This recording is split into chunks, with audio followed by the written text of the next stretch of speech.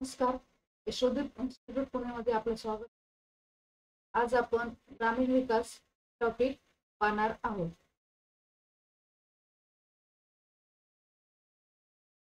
देशाला स्वातंत्र्य मिळाल्यानंतर भूमी सुधारणा कायदा लागू करण्यात आला होता. तर त्याचा उद्देश होता मध्यस्थांचे उच्चाटन करणे, कमाल जमीन धारणा, मुलांच्या हक्कांबाबत सुधारणा, शेतीचे पुनर्संघटन आणि सहकारात्मक शेती हे भूमी सुधारणेचे उद्देश होते. कमाल जमीन धारण कायदा हा 1972 चा आहे. 1952 मध्ये PM पंडित जवाहरलाल नेहरू होते. त्यांनी तेव्हा ग्रामीण विकासासाठी समुदाय विकास कार्यक्रम सुरू केला. त्यानंतर 1953 मध्ये राष्ट्रीय विस्तार सेवा योजना सुरू केली. समुदाय विकास कार्यक्रम मध्ये ज्या काही त्रुटी राहिल्या होत्या त्या त्रुटी दूर करण्यासाठी 1953 मध्ये राष्ट्रीय विस्तार सेवा योजना सुरू केली. नॅशनल एक्सटेन्शन सर्व्हिस आणि समुदाय विकास कार्यक्रम म्हणजेच कम्युनिटी डेव्हलपमेंट प्रोग्राम. त्यानंतर अग्रणी बँक योजना आली, जी 1969 मध्ये सुरू करण्यात आली होती. त्यासाठी धनंजयराव गाडगीळ यांच्या अध्यक्षतेखाली एक अभ्यास गट निर्माण केला होता आणि त्यांनी अग्रणी बँक योजना सुरू करण्याची शिफारस केली होती. त्यानुसार अग्रणी बँक योजना 1969 मध्ये सुरू करण्यात आली. यामध्ये प्रत्येक जिल्ह्यासाठी एक लीड बँक असेल आणि त्या बँके थ्रू त्या जिल्ह्यातील विकास करण्यासाठी अग्रणी बँक योजना सुरू केली गेली होती. प्रादेशिक ग्रामीण बँका RRB रिजनल रुरल बँक जी की 1972 मध्ये एम नरसिंहन कार्यगट स्थापन केला गेला होता. त्यानुसार 2 ऑक्टोबर 1975 रोजी प्रादेशिक ग्रामीण बँका स्थापन करण्यात आल्या. त्यानंतर नाबार्ड ही 12 जुलै 1982 रोजी स्थापन केली. नाबार्डचं हेडक्वार्टर आहे मुंबई. नाबार्ड ही बँक ग्रामीण क्षेत्राचा विकास करण्यासाठी पुनर्वित्त पुरवठा करते. भूविकास बँक, लँड डेव्हलपमेंट बँक म्हणजेच याचं दुसरं नाव राज्य सहकारी कृषी व ग्रामीण विकास बँक. यांचा उद्देश आहे दीर्घ मुदतीचा कर्ज पुरवठा करणे. त्यासाठी भूविकास बँक स्थापन करण्यात आली होती. 1974 मध्ये ग्रामीण विकास विभाग स्थापन केला गेला, की जो अन्न व कृषी मंत्रालय अंतर्गत येत होता. 1999 मध्ये याचे नामांतर करून ग्रामीण विकास मंत्रालय असे करण्यात आले. ग्रामीण विकास मंत्रालय मध्ये 2 विभाग येत होते. एक डिपार्टमेंट ऑफ ग्रामीण विकास आणि दुसरं डिपार्टमेंट ऑफ लँड रिसोर्स. हे 2 विभाग ग्रामीण विकास मंत्रालय मध्ये येत होते. या मंत्रालयात असणारे department of drinking water and सॅनिटेशनला 2010 मध्ये मंत्रालयाचा दर्जा देण्यात आला. 2019 मध्ये याचं नामकरण जलशक्ती मंत्रालय करण्यात आले व त्यामध्ये सध्या 2 विभाग आहेत. Department of water resources, river development and Ganga rejuvenation आणि दुसरा आहे department of drinking water and sanitation.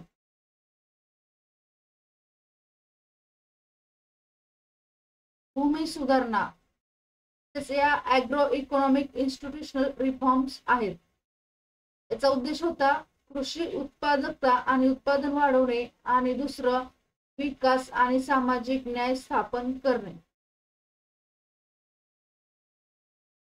नवीन भूसंपादन कायदा हा 2013 साली आला आणि त्याचा अंमल 2014 साली करण्यात आला.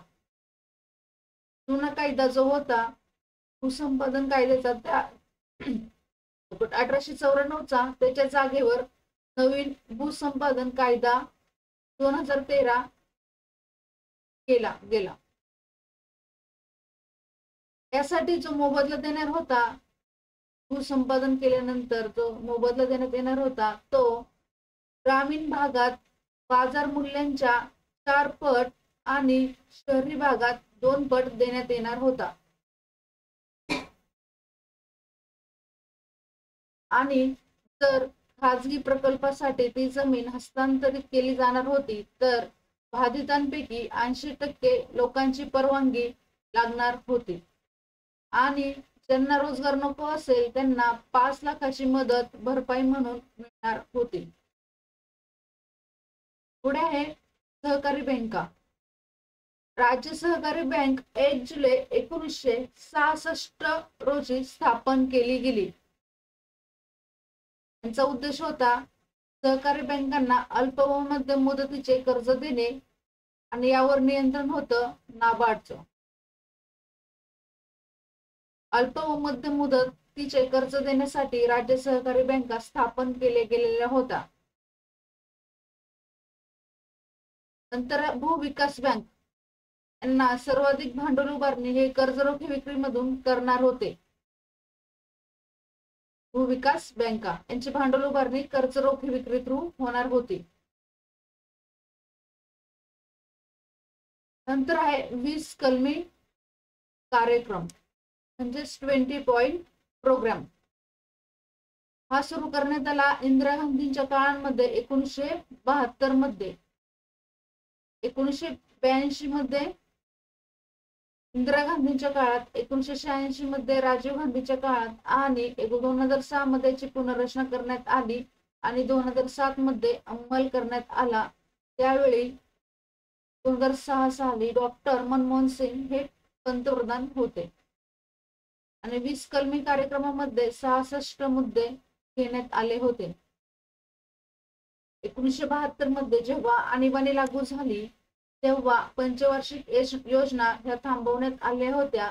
त्या जागी इंदिरा गांधींनी 20 कलमी कार्यक्रम सुरू केला गेला होता.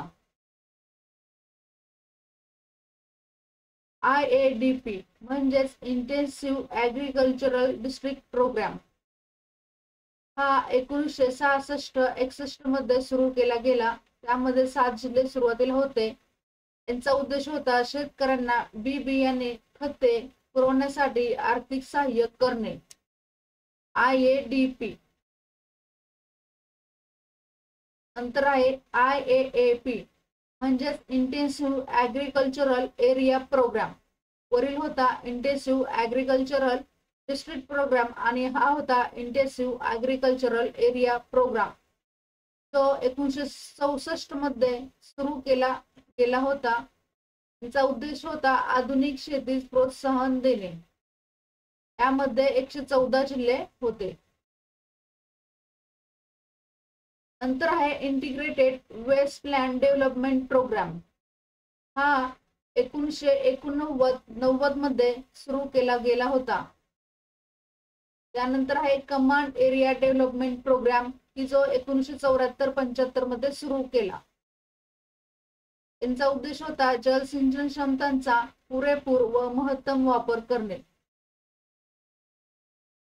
2004 साली command area development and water management programme सुरू केला. नंतर national watershed development project for rainfed area हा 1990 आणि 91 मध्ये सुरू केला गेला. यामध्ये केंद्र राज्य सरकारांचा वाटा होता 90:10. केंद्र सरकारने 90% निधी आणि राज्य सरकारने 10% निधी देण्यात येणार होता आणि ईशान्य राज्यांसाठी 100% निधी हा केंद्र सरकार मार्फत मिळणार होता. ईशान्य भारतातील राज्यांसाठी 100% निधी हा केंद्र सरकार मार्फत मिळणार होता. ह्या कार्यक्रमाचा उद्देश होता भूजल पातळी वाढवणे आणि विहिरींची संख्या वाढवणे. नंतर आहे इंटिग्रेटेड वॉटरशेड मॅनेजमेंट प्रोग्राम, हा 2009-10 साली सुरू केला गेला. यांमध्ये आधीच्या 3 योजना विलीन करण्यात आला. पहिला आहे ड्राउट प्रोन एरिया प्रोग्राम, आहे वाळवंट विकास कार्यक्रम म्हणजेच डेझर्ट डेव्हलपमेंट प्रोग्राम. हा 1977-78 मध्ये सुरू केला गेला होता. वाळवंटी प्रदेशात विकास करण्यासाठी, पाणी पुरवठ्याच्या सोयी सुविधा करण्यासाठी वाळवंट विकास कार्यक्रम डेझर्ट डेव्हलपमेंट प्रोग्राम हा 1977-78 मध्ये सुरू केला होता. त्यानंतर आहे IWDP integrated watershed development programme, हा 1989 साली सुरू केला होता. या 3 योजनांच्या विलिनीकरणातून 2009-10 साली इंटिग्रेटेड वॉटरशेड मॅनेजमेंट प्रोग्राम सुरू केला गेला. त्यामध्ये केंद्र राज्याचा निधी होता 90-10. त्यांचा उद्देश होता जलसाठा वाढवणे आणि वर्षातून 2दा पीक घेण्यास प्रोत्साहन करणे. जिथे वर्षातून एकदा पीक घेणार होते तिथे वर्षातून 2दा पीक घेण्यास प्रोत्साहन देण्यासाठी इंटिग्रेटेड वॉटरशेड मॅनेजमेंट प्रोग्राम हा 2009-10 साली सुरू केला गेला. आणि इंटरशेड वॉटरशेड डेव्हलपमेंट प्रोग्राम हा 1989 मध्ये सुरू केला गेला होता. हा जो आधी आपण पाहिला होता तो यामध्ये 2009-10 साली विलीन केला गेला.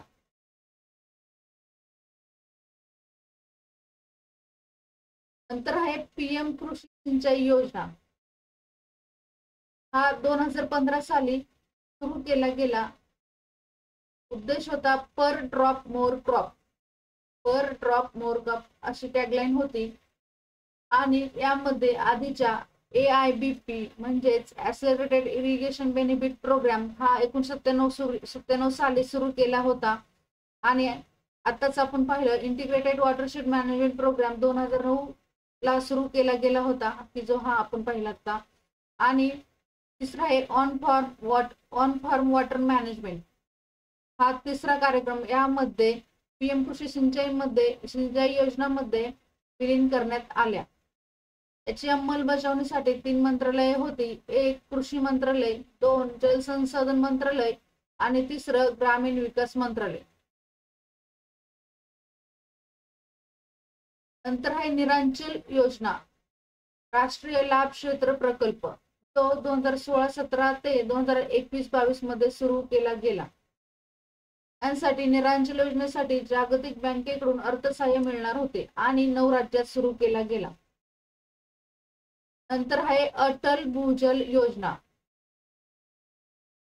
त्यासाठी जलशक्ती मंत्रालय ह्या योजनेचे व्यवस्थापन करणार होते. ही योजना 7 राज्यांमध्ये सुरू केली गेली होती.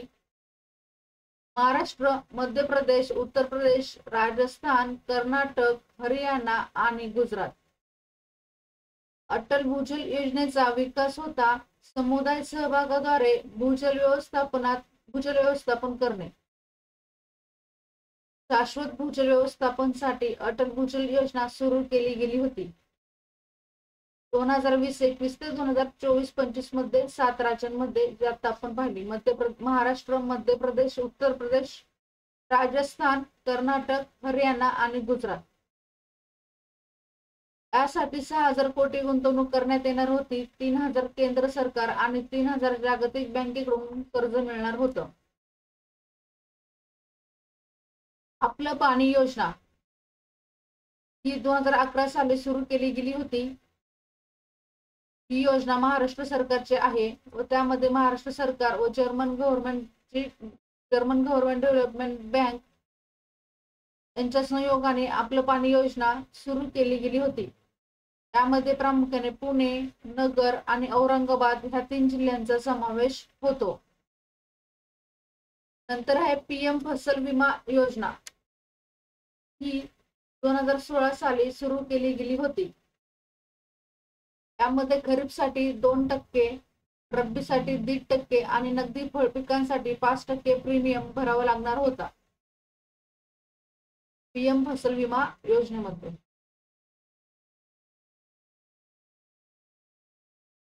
नंतर आहे पंतप्रधान ग्रामोदय योजना. ही योजना 2000 आणि 2001 साली सुरू केली. यामध्ये 6 घटक येत होते. प्राथमिक आरोग्य, प्राथमिक शिक्षण, आवास, पेयजल, पोषण आणि ग्रामीण विद्युतीकरण हा नंतर समावेश केला होता 2001-2 पासून. पंतप्रधान ग्रामोदय योजनेमध्ये 6 घटक होते आणि या 6 घटकांवर प्रामुख्याने भर देण्यात येणार होता. नंतर आहे भारत निर्माण योजना, जी 2005 साली सुरू केली होती. सेम पंतप्रधान ग्रामोदय योजनेसारखेच यामध्ये 6 घटक होते. 1 पेयजल, 2 जलसिंचन, 3 गृह, 4 रस्ते, 5 विद्युत आणि 6 दूरध्वनी. या दोन्ही योजनांमध्ये 6 घटक होते. हे 6 घटक आपल्या लक्षात ठेवायचे आहे. भारत निर्माण योजना 2005 साली सुरू केली गेली होती. नंतर आहे पुरा 2004 साली सुरू केली गेली. पुरा मॉडेल 2004 साली मांडलं गेलं आणि 2005 साली सुरू केली गेली. म्हणजेच provision of urban amenities in rural area. ज्या काही अर्बन क्षेत्रात ज्या काही अमेनिटीज नागरिकांना मिळतात त्या अमेनिटीज रुरल एरियामध्ये ग्रामीण भागात देण्यासाठी पुरा ही योजना सुरू केली गेली. यामध्ये 60 ते 70 गावांचे परिक्षेत्र होते आणि लोकसंख्या असणार होती 25,000 ते 40,000 लोकांचे.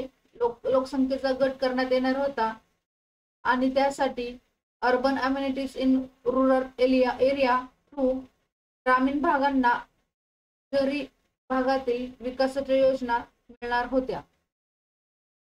हे पुरा model doctor Abdul Kalam sir यांनी मांडले होते आणि यामध्ये 5 घटक येणार होते. 5 कनेक्टिव्हिटीज होत्या. त्यामध्ये physical connectivity, digital connectivity, knowledge connectivity, economic connectivity आणि स्पिरिच्युअल कनेक्टिव्हिटी. नंतर आहे श्यामप्रसाद मुखर्जी रर्बन योजना. ही योजना 21 फेब्रुवारी 2016 साली सुरू केली गेली. यामध्ये आर्थिक, सामाजिक आणि भौतिक पायाभूत योजना मिळणार होत्या आणि जवळजवळ 14 घटक ह्या योजनेत सामील होते. 3 वर्षात 300 क्लस्टर निर्माण करणे, ज्यामध्ये 25,000 ते 50,000 लोकसंख्या असेल सपाट भागांसाठी आणि 5,000 ते 15,000 लोकसंख्या असेल डोंगराळ व आदिवासी भागांसाठी. नंतर आहे PM सांसद आदर्श ग्राम योजना, म्हणजे सांजी प्रकल्प. यामध्ये खेड्यातील लोकसंख्या असणार होती 3 ते 5,000 लोकसंख्येची. ही योजना 11 ऑक्टोबर 2014 साली सुरू केली गेली. 11 ऑक्टोबर रोजी जयप्रकाश नारायण यांचा वाढदिवस असतो. त्या वाढदिवसाच्या स्मरणार्थ 11 ऑक्टोबर 2014 रोजी PM सांसद आदर्श ग्राम योजना सुरू केली गेली. यामध्ये खासदार निधीतून संपूर्ण गावाचा विकास होणार होता. 2019 पर्यंत 3 गावे आणि 2024 पर्यंत 5 गावे अशी एकूण टोटल 8 गावांचा विकास करण्यासाठी PM सांसद आदर्श ग्राम योजना सुरू केली गेली.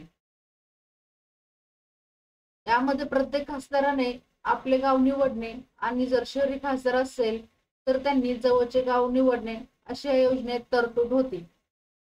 यामध्ये ग्रामीण पायाभूत शिक्षण, शालेय प्रौढ साक्षरता, सामाजिक आणि आर्थिक विकास, आरोग्य, लसीकरण, कुपोषण, वैयक्तिक सेवा यांवर भर देण्यात येणार होता. निधी मिळणार होता MPLADs थ्रू, म्हणजेच member of parliament local area development scheme नुसार या योजनेसाठी खासदारांना निधी मिळणार होता आणि अशी एकूण टोटल 25,000 खेड्यांचा विकास करण्याचा उद्देश या योजनेत होता.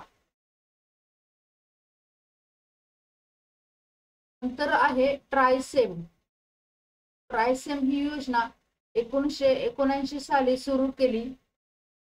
म्हणजेच training of rural youth for self employment programme यासाठी ही योजना सुरू केली गेली होती. यामध्ये ती व्यक्ती BPL असावी आणि वयोगट 18 ते 35 वर्षांचा असावा.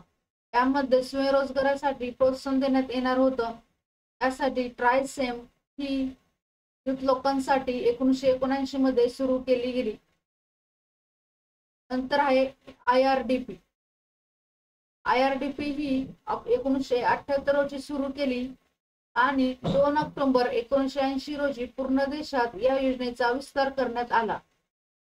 यामध्ये प्रामुख्याने ग्रामीण कुशल मजूर व स्वयंरोजगार साठी त्यांना मदत करण्यासाठी ग्रामीण कुशल मजुरांना IRDP ही योजना सुरू केली गेली. यामध्ये SC/ST लोकांना 50% तर स्त्रियांना 40% आणि अपंगांसाठी 3% आरक्षण राखून ठेवण्यात आलं होतं. नंतर आहे NREP. NREP ही योजना 2 ऑक्टोबर 1980 रोजी सुरू केली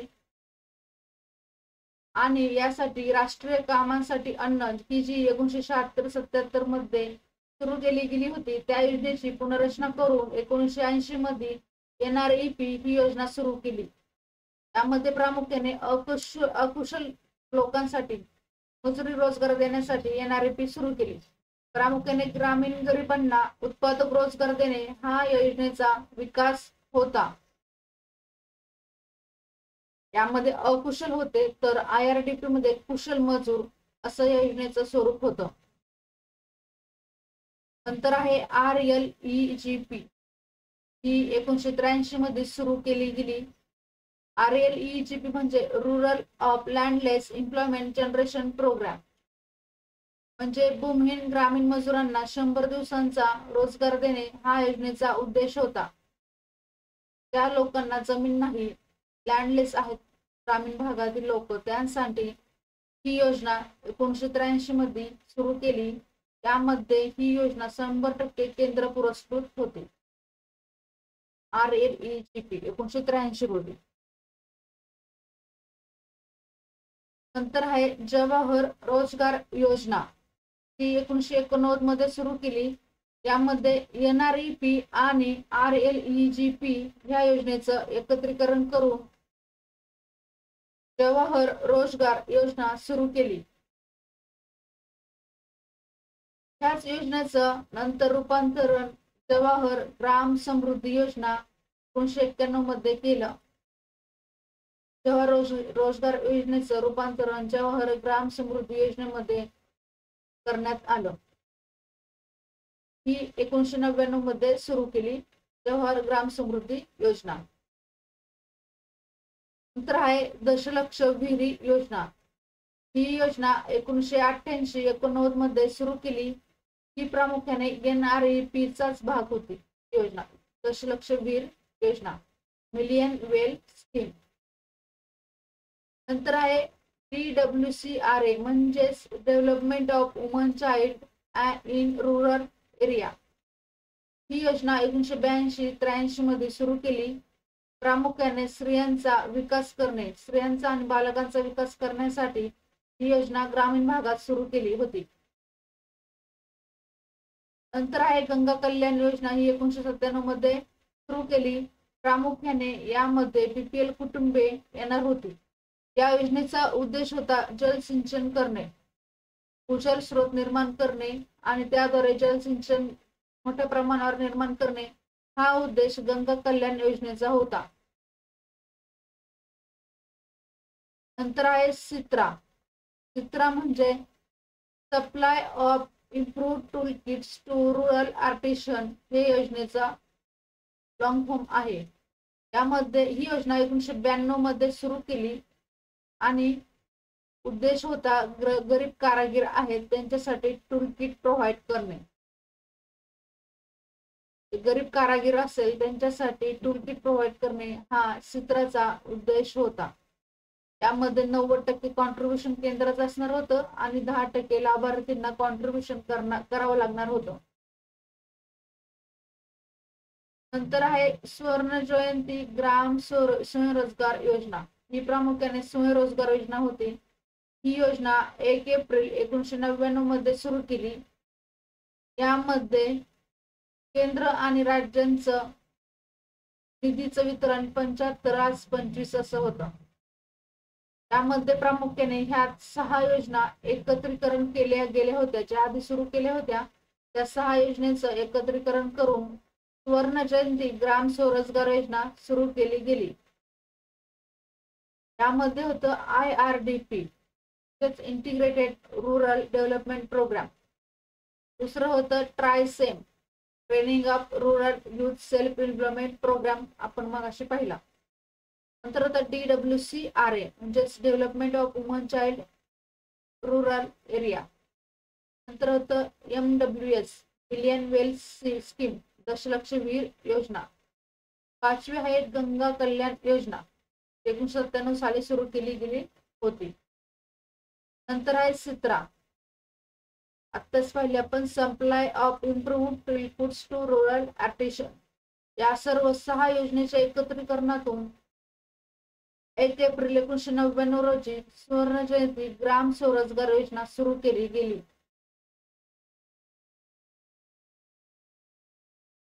नंतर आहे NRLM म्हणजेच नॅशनल रूरल लिव्हलीहूड मिशन. ही 2011 साली सुरू केली. ग्रामीण भागासाठी योजना होती आणि यामध्ये प्रामुख्याने BPL लोकांचा समावेश असणार होता. आणि स्वरोजगार निर्माण करण्यासाठी NRLM सुरू केली गेली. यामध्ये कुटुंबातील एक व्यक्ती असणार होती.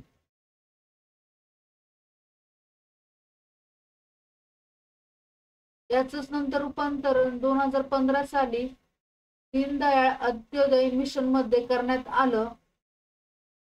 याला अर्थसहाय्य जागतिक बँकेकडून मिळणार होतं आणि SHG द्वारे म्हणजे सेल्फ हेल्प ग्रुप द्वारे जवळजवळ 7 कोटी गरिबांचा विकास करण्यासाठी ही योजना सुरू केली.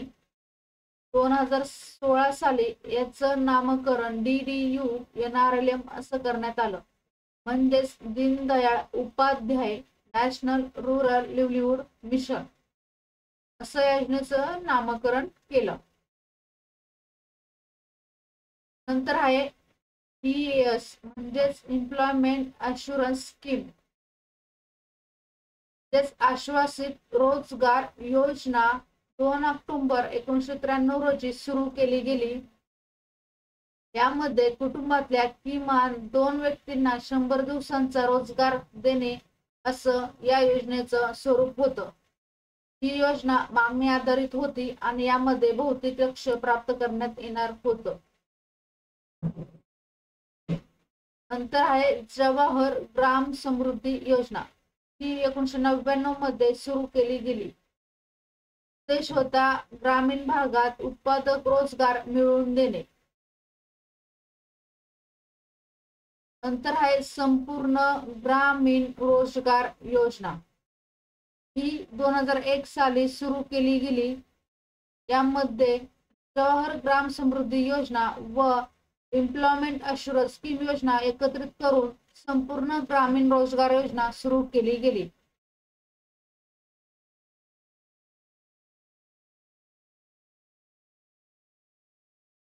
यामध्ये नंतर 14 नोव्हेंबर 2004 रोजी नॅशनल फूड फॉर वर्क ही योजना सुरू केली गेली. यामध्ये प्रामुख्याने ग्रामीण गरिबांना अकुशल असेल त्यांना मजुरी रोजगार प्राप्त करून देणे यासाठी national food for work programme सुरू केली गेली. आणि 2006 साली संपूर्ण ग्रामीण रोजगार योजना आणि national food for work programme यांच्या विलीनीकरणातून 2006 साली राष्ट्रीय ग्रामीण रोजगार हमी योजना सुरू केली. यामध्ये 2005 चा कायदा होता आणि अंमलबजावणी 2 फेब्रुवारी 2006 रोजी सुरू झाली. म्हणजेच NREGSS म्हणजेच राष्ट्रीय ग्रामीण रोजगार हमी योजना. 2005 चा कायदा 2 फेब्रुवारी 2006 रोजी 200 जिल्ह्यांमध्ये देशातील सुरू झाला आणि 2008 ला संपूर्ण भारतभर ही योजना सुरू करण्यात आली. 2009 साली याचं नामकरण Mahatma Gandhi national rural employment guarantee scheme असं करण्यात आलं. 2 ऑक्टोबर 2009 रोजी महात्मा गांधीजी यांचा 140व्या वाढदिवशी दिवशी त्याचं नामकरण महात्मा गांधी असं करण्यात आलं.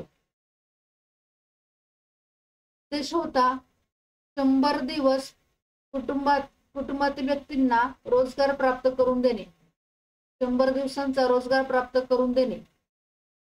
आणि यासाठी ग्रामपंचायतीमध्ये नोंदणी करण्यात येणार होती. त्यासाठी एक जॉब कार्ड मिळणार होतं आणि याची व्हॅलिडिटी 5 वर्ष होती. आणि ग्रामपंचायतीने त्यानंतर 15 दिवसात त्या व्यक्तीला रोजगार प्राप्त करून देणे आणि तो रोजगार 5 किलोमीटरच्या आत असावा, अन्यथा राज्य सरकार भत्ता देणार होता. आणि जर यांना रोजगार प्राप्त करून दिला नाही तर 30 दिवसासाठी 25% बेरोजगार भत्ता आणि त्यापुढील दिवसांसाठी 50% रोजगार भत्ता राज्य सरकारकडून मिळणार होतं. ग्रामसभेच्या शिफारशीनुसार प्रकल्पांची निवड करण्यात येणार होती. या खर्चांपैकी 50% कामे ग्रामपंचायतीमार्फत होणार होती आणि याला मान्यता मिळणार होती ग्रामसभेकडून. आणि या योजनेवर ग्रामपंचायत अंमलबजावणी आणि पर्यवेक्षण करणार होती. महिलांना या योजनेत 33% आरक्षण होतं आणि एकूण खर्चांपैकी 60% खर्चांची मंजुरी ग्रामपंचायत देणार होती. खर्च मजुरी प्रमाण 100% केंद्र सरकारकडून मिळणार होतं. यामध्ये साहित्य साधने 75-25 होतं. आणि जर 100 दिवसांपेक्षा जास्त दिवस रोजगार मिळणार असेल तर राज्य सरकार हे खर्च करणार होतं.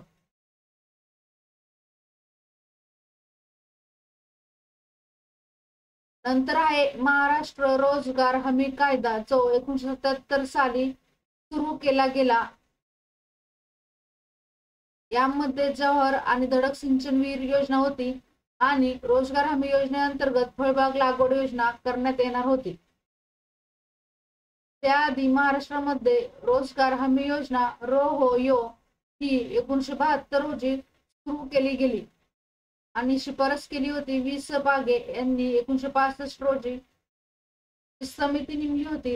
त्या समितीने रोजगार हमी योजना सुरू करण्यासाठी शिफारस केली होती.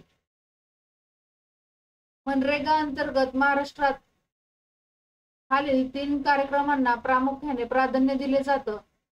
त्यामध्ये जलसंधारण व जलसंवर्धन कामे, दुष्काळ प्रतिबंधक कामे आणि जलसिंचन कालव्यांची कामे ही मनरेगा अंतर्गत करण्यात येणार होती. नंतर स्वयंरोजगाराची योजना आपण पाहणार होतो. स्वयंरोजगार करण्यासाठी ज्या काही योजना सरकारने सुरू केल्या होत्या त्या आपण पाहणार आहोत. PMRY म्हणजेच प्रधानमंत्री रोजगार योजना ही 2 ऑक्टोबर 1993 रोजी सुरू केली गेली आणि 1994 पासून ग्रामीण भागातील सुशिक्षित बेरोजगारांना स्वयंरोजगारासाठी ही योजना सुरू केली गेली. यामध्ये 18 ते 35 वयोगटातील लोकांसाठी 1 लाख कर्ज मिळणार होतं. नंतर आहे prime minister employment generation programme. हा 2008 साली सुरू केला गेला आणि ग्रामीण व शहरी स्वयंरोजगारासाठी ही योजना सुरू होती आणि यामध्ये 18 वर्षावरील कोणतीही व्यक्ती या योजनेचा लाभ घेणार होती. ही योजना REGP व PMRY या योजनेच्या एकत्रीकरण सुरू केली गेली. REGP म्हणजेच रुरल एम्प्लॉयमेंट जनरेशन प्रोग्राम आणि प्रधानमंत्री रोजगार योजना या 2 योजनेचे एकत्रीकरण करून PMEGP ही योजना सुरू केली गेली. याची अंमलबजावणी करण्यासाठी सूक्ष्म लघु व मध्यम उद्योग मंत्रालय होतं. याचं अनुदान ग्रामपंचायत 25% व शहरी 15% अनुदान मिळणार होतं. आणि यासाठी अटी होत्या. 10 लाखांपेक्षा जास्त मोठा प्रोजेक्ट तो असावा किंवा 5 लाखांपेक्षा जास्त तो सेवा प्रकल्प असावा. ती व्यक्ती 8वी पास असावी. ह्या अटी PMEGP योजनेमध्ये होत्या. नंतर आहे मुद्रा बँक योजना, ही 2015 साली सुरू केली गेली, म्हणजेच मायक्रो युनिट डेव्हलपमेंट रिफायनान्स एजन्सी. सूक्ष्म लघु उद्योगांसाठी मायक्रो युनिट डेव्हलपमेंट रिफायनान्स एजन्सी म्हणजेच मुद्रा बँक योजना सुरू केली गेली. त्यांना फंडिंग करण्यासाठी मायक्रो युनिट डेव्हलपमेंट रिफायनान्स एजन्सी सुरू केली गेली, म्हणजेच मुद्रा बँक योजना. नंतर आहे राष्ट्रीय सामाजिक सहाय्य कार्यक्रम. हा 15 ऑगस्ट 1995 रोजी सुरू केली गेली. यामध्ये सुरुवातीला 3 योजना होत्या. एक राष्ट्रीय वृद्धत्व पेन्शन योजना, 2 कौटुंबिक लाभ योजना आणि तिसरी राष्ट्रीय मातृत्व सहाय्य योजना. जन सुरक्षा योजना राष्ट्रीय मातृत्व सहाय्य योजना मिळणार होती आणि यासाठी मंत्रालय होतं केंद्रीय ग्रामीण विकास मंत्रालय. 2000 साली अन्नपूर्णा योजना सुरू केली गेली. ही योजनेमध्ये वृद्धांना 10 किलोग्राम मोफत अन्नधान्य मिळणार होतं. ज्या कोणी वृद्धांनी वरील कोणत्याही 3 योजनेचा लाभ घेतला नाही त्या वृद्धांसाठी 2000 साली अन्नपूर्णा योजना सुरू केली गेली. यामध्ये 10 किलोग्राम मोफत अन्नधान्य मिळणार होतं. त्यानंतर 2009 साली विधवा व अपंग पेन्शन योजना सुरू केली गेली आणि राष्ट्रीय सामाजिक सहाय्य कार्यक्रमामध्ये सध्या 5 योजना सुरू आहेत. तर ते आपण आता पाहूया. पहिली आहे इंदिरा गांधी राष्ट्रीय वृद्धत्व पेन्शन योजना. यामधील अटी होती की ती व्यक्ती बीपीएल असावी आणि 60 वर्षापेक्षा जास्त वय असावं. यामध्ये 60 ते 79 वयोगट असलेल्या लोकांसाठी 200 रुपये पर मंथ मिळणार होते, तर 80 पेक्षा जास्त वय असलेल्या लोकांसाठी 500 रुपये पर मंथ मिळणार होते. नंतर आहे इंदिरा गांधी विधवा पेन्शन योजना. ही बीपीएल लोकांसाठी होती. यामध्ये ती विधवा 40 ते 60 मधील असावी, त्यांना 200 रुपये पर मंथ मिळणार होता. आणि संजय गांधी निराधार योजनेअंतर्गत 400 असे एकूण 600 रुपये इंदिरा गांधी विधवा पेन्शन योजनेमध्ये मिळणार होते. नंतर आहे इंदिरा गांधी अपंग योजना. यामध्ये वयोगट होता 18 ते 60 वयोगट होता आणि यासाठी 200 रुपये पर मंथ मिळणार होते. नंतर आहे इंदिरा गांधी कौटुंबिक लाभ योजना. यामध्ये एखाद्या कुटुंबातील 18 ते 64 वयोगटातील व्यक्तीचा मृत्यू जर झाला तर त्यासाठी 20,000 एकर कमी रक्कम मिळणार होती. नंतर आहे अन्नपूर्णा योजना. यामध्ये आपण आधी पाहिलं मगाशी 2000 साली जी अन्नपूर्णा योजना सुरू केली गेली होती तीच आहे की जी अन्नपूर्णामध्ये कोणत्याही पेन्शन योजनेचा लाभ घेतला नाही त्या वृद्धांसाठी 10 किलोग्राम अन्नधान्य मोफत मिळणार होतं. नंतर आहे मिशन अंत्योदय.